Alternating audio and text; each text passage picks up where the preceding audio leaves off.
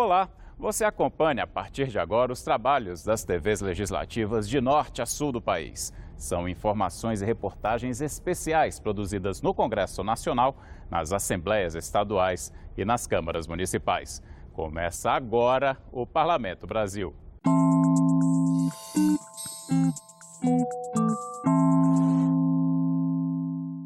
Dados do Ministério da Saúde apontam que 1 em cada 5 brasileiros é obeso.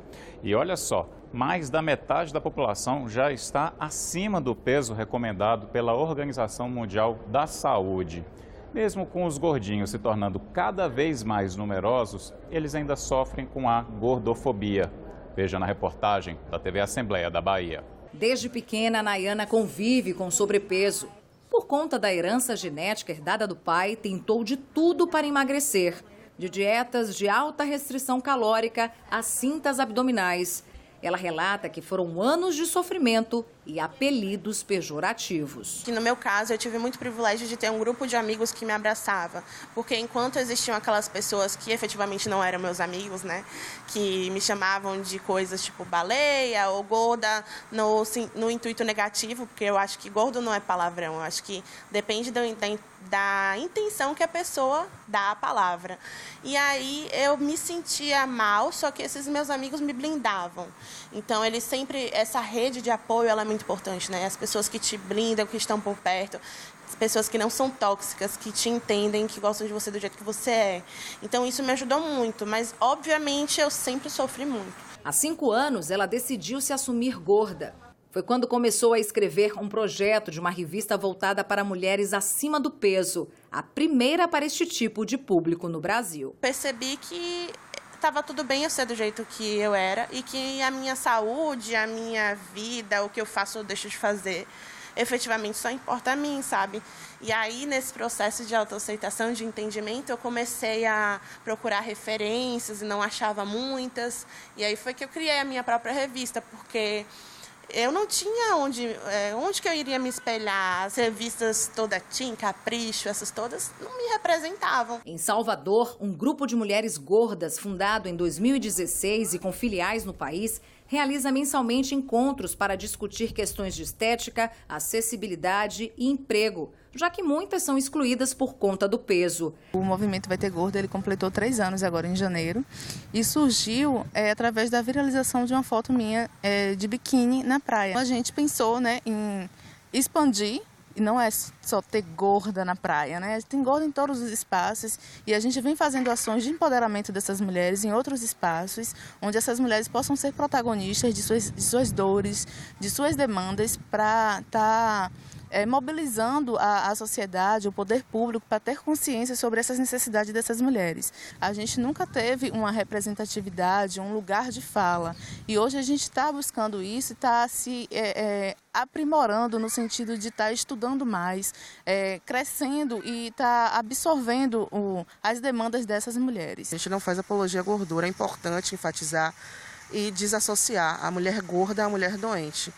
Não é porque eu sou gorda, eu sou doente. Existem pessoas magras que também são doentes. O que vai tornar uma pessoa doente são as comorbidades. 1 em cada 5 adultos no Brasil é obeso. De acordo com a mais recente pesquisa do Ministério da Saúde, os jovens, 18,9% acima dos 18 anos, também estão mais gordos no país. O peso, isoladamente, não é um indicativo de doença, mas mesmo assim, aqui no Brasil, ainda existem pessoas que sofrem com esse preconceito. Para essa psicóloga, a gordofobia é mais grave do que se imagina, mas é possível desconstruir estereótipos na base do diálogo. A gordofobia, ela ridiculariza, patologiza, ela exclui e segrega os gordos, classificando eles como doentes, como pessoas sujas, feias, como pessoas incapazes, indeterminadas.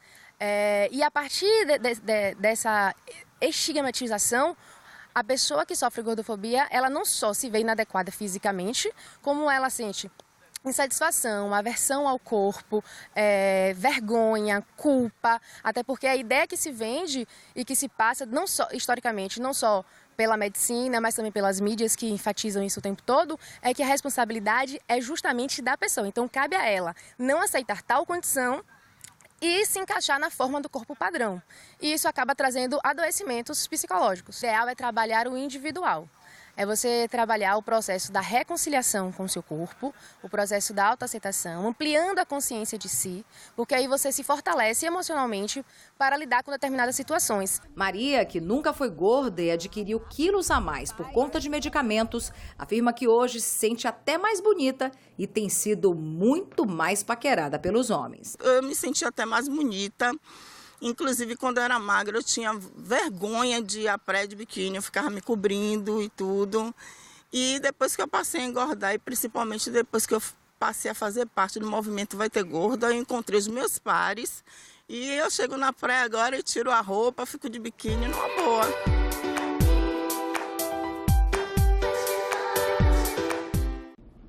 Um grupo de voluntários cuida de gatos de rua de Cuiabá.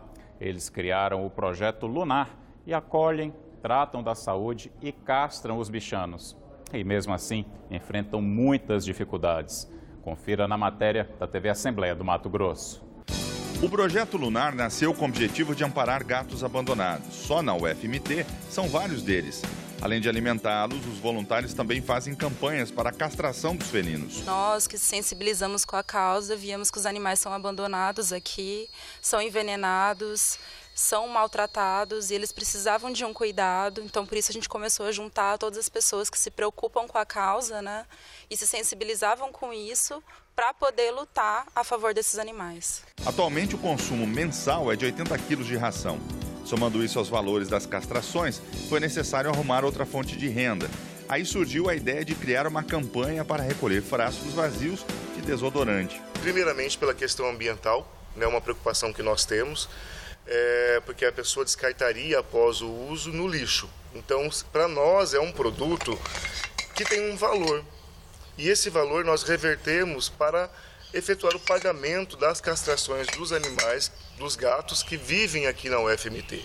Então é um trabalho bem simples. A pessoa utiliza, guarda em casa ou deixa num ponto de coleta, avisa um dos protetores ligados ao projeto Lunar. Nós vamos até o local, efetuamos a coleta desse material, vendemos e o valor quitamos a dívida junto às clínicas que fazem as castrações. 25 pontos de arrecadação foram criados. No perfil do projeto no Instagram tem localização e também como entrar em contato com os voluntários. E um desses pontos é na Assembleia Legislativa, no gabinete da deputada Janaína Riva. Este é um projeto muito interessante do Grupo Lunar, porque é uma coisa que todo mundo descarta dentro da sua casa e não dá importância alguma e que vai ser revertido para uma boa causa, que é a causa de proteção animal. Então, um projeto tão interessante que muitas vezes as pessoas deixam de contribuir porque não acham onde contribuir, não tem locais disponíveis, não sabe a quem procurar, a vida das pessoas é muito corrida, todo mundo está no trabalho, no seu dia a dia. Então, eu resolvi criar esse posto e que ficou muito legal, porque aqui na Assembleia os próprios servidores da casa, tanto até não só o do gabinete, mas de todos os outros parlamentares também, todo mundo quando está em casa acaba lembrando, porque vê a placa e tudo, e trazem aqui os frascos de desodorante para doação, para que isso aí possa ser reciclado também e após tudo isso revertido à causa animal. Nem todos compartilham da mesma ideia. Os cartazes fazem um alerta aos sabotadores. Um exemplo também está na UFMT. Potes de água são furados e ração envenenada. Até as capivaras que ali vivem correm risco por causa disso. A gente já encontrou esse ano mais de 200 animais mortos envenenados aqui na universidade, por isso nós fizemos campanha, manifestação a favor desses animais. Encontramos também animais que jogam água quente, que espancam, que matam a paulada, de tudo quanto é forma que você puder imaginar. E puder não acreditar quem se sensibiliza, mas isso acontece dentro da universidade. Desafios que o Projeto Lunar encontra diariamente. Mesmo assim, não desanima e segue firme. O que se vê é o esforço de uma turma que tem garra.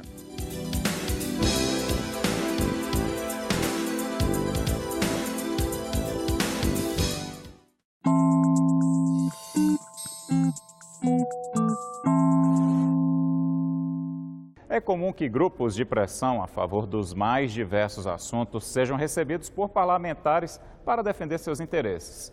Mesmo existindo há muito tempo no Brasil, o lobby nunca foi regulamentado. E é preciso ter uma regra clara para essas interações. Confira na reportagem da TV Câmara.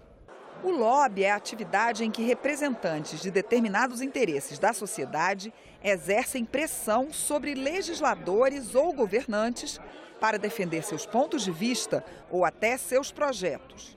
Uma associação de agricultores, por exemplo, pode apresentar a um deputado um projeto de lei para tornar legal algum tipo de defensivo agrícola.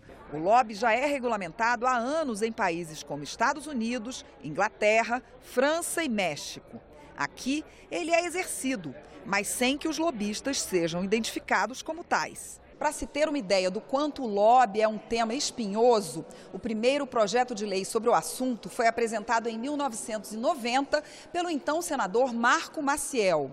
O plenário do Senado chegou a aprovar o projeto, mas ele foi barrado pela Comissão de Constituição e Justiça da Casa. O assunto foi retomado quando o deputado Carlos Zaratini, do PT de São Paulo, apresentou em 2007 um projeto que permitia que 2 pessoas por entidade fossem cadastradas pela Controladoria Geral da União, a CGU.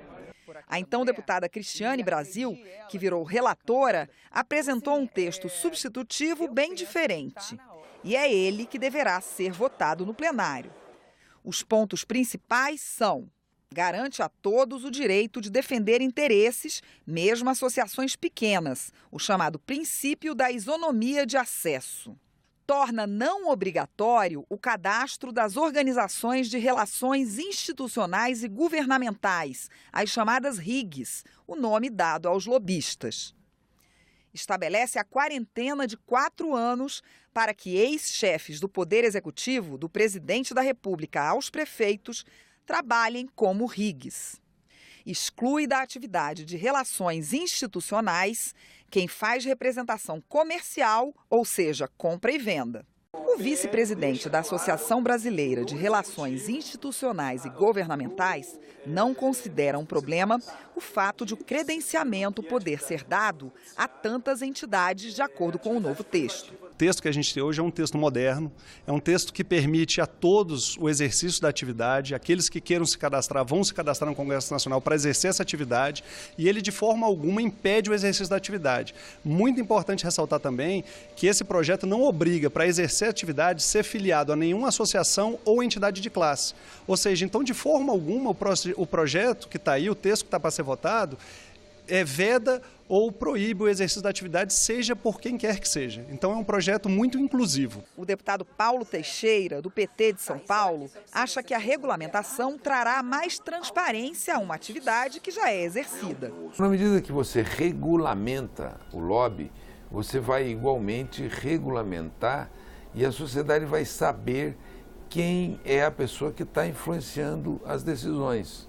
Por exemplo, você vai ver a agenda de um ministro.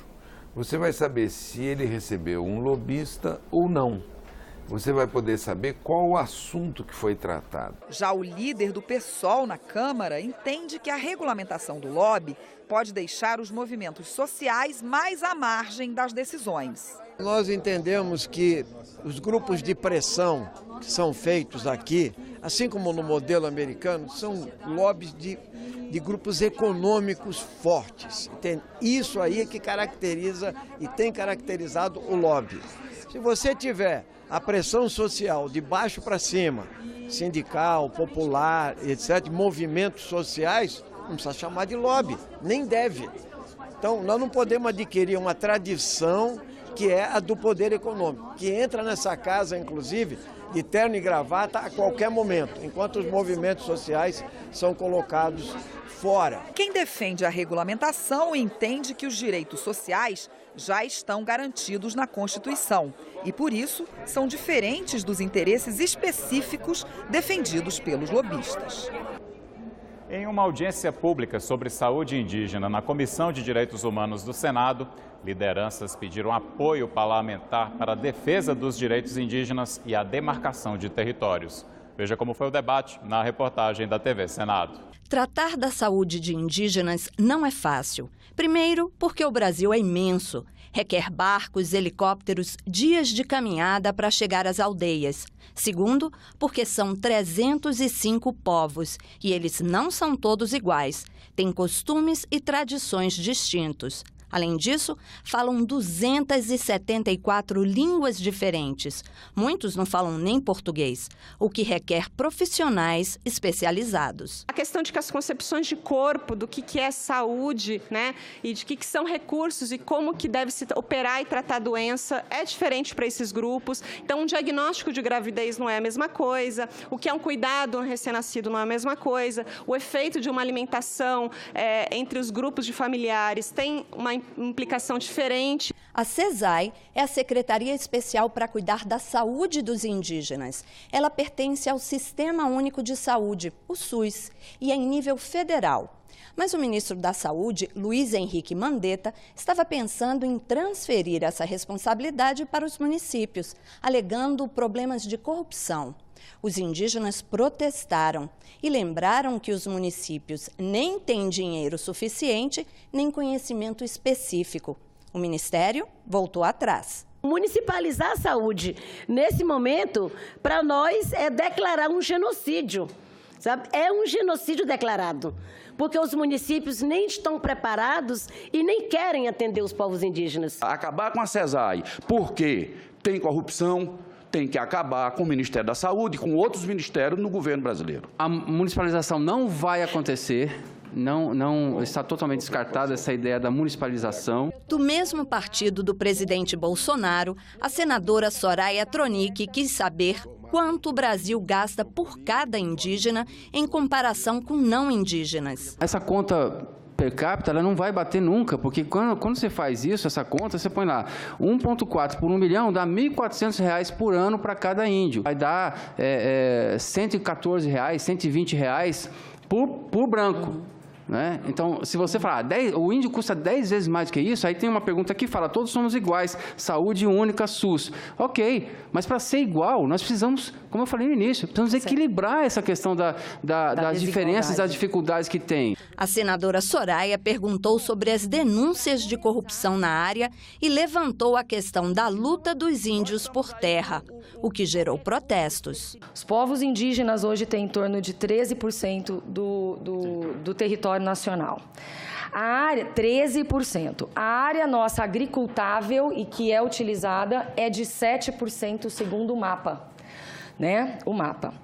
Então, a gente compreende essa luta, só que o mais interessante é vocês raciocinarem por que com tanta terra os povos indígenas ainda têm que viver sofrendo e vindo nessa casa pedir. A sua fala aqui retrata muito bem o pensamento mesmo que tem esse setor ruralista que compõe a Câmara e o Senado, que quer a qualquer custo flexibilizar a legislação ambiental para poder explorar os territórios. A visão que você tem de terra é muito diferente da visão que a gente tem. Ânimos apaziguados com promessas mútuas de diálogo. O senador Paulo Paim encerrou a audiência listando uma série de pontos que ele vai encaminhar no sentido de fortalecer a Secretaria Especial de Saúde Indígena. Uma delas é apresentar um projeto para regulamentar a formação de profissionais especializados. Sugestão dos convidados.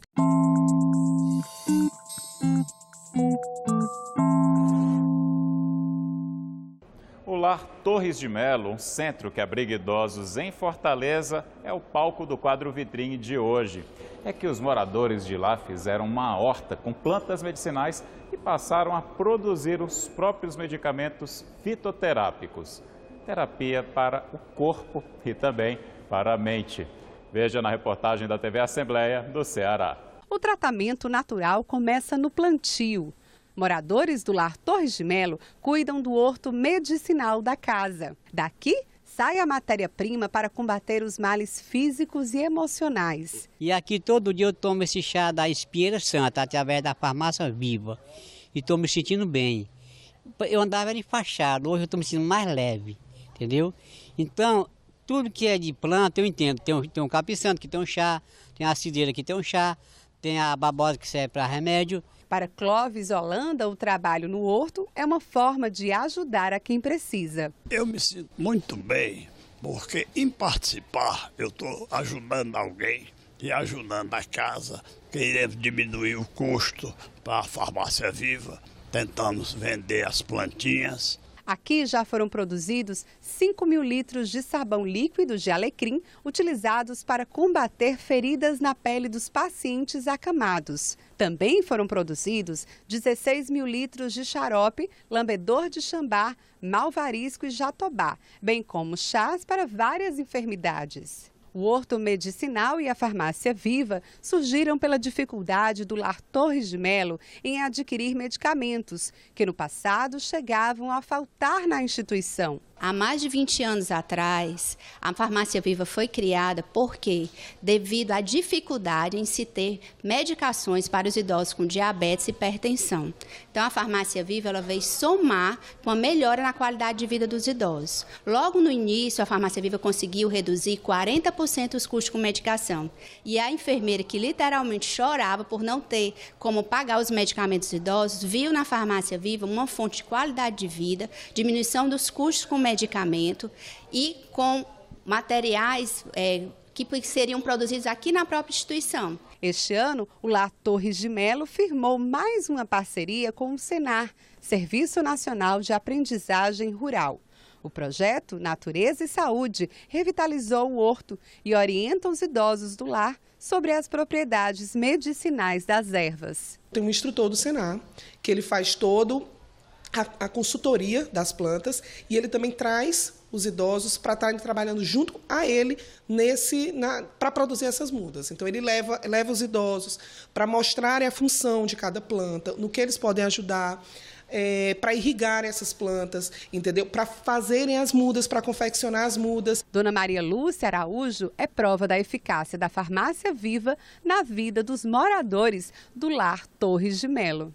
Eu já tive um começo de AVC, já tomei muita chá de colônia, que é bom para o coração, bom para AVC também. Já tomei muito chá de erva doce, chá de eucalipto. Quando eu senti uma febrezinha, corria para cá, tomava chá de eucalipto. Desde que essa farmácia foi fundada, que eu tomo um remédio dela e me dou muito bem, graças a Deus.